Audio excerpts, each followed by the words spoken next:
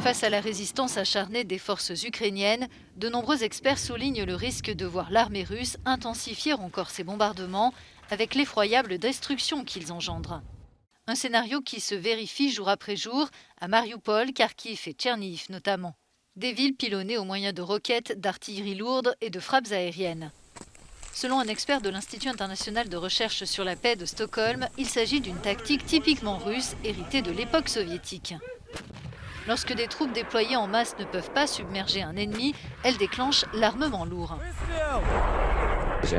Peu importe que l'ennemi soit au nombre de la ville, on la fait sauter. Ils ont fait la même chose à Grozny en Tchétchénie.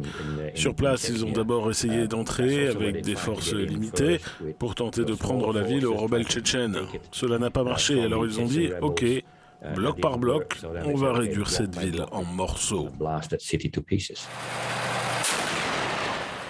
Cette méthode a été employée en Syrie et a eu des conséquences dévastatrices à Alep.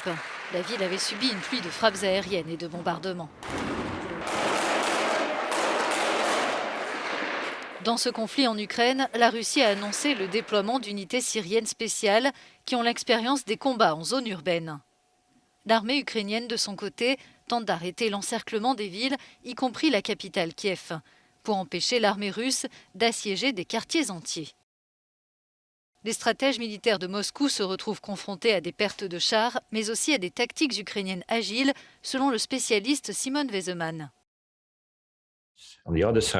Dans l'autre camp, les Ukrainiens se sont entraînés par exemple sur les concepts de petites unités déléguées, essentiellement depuis 2014.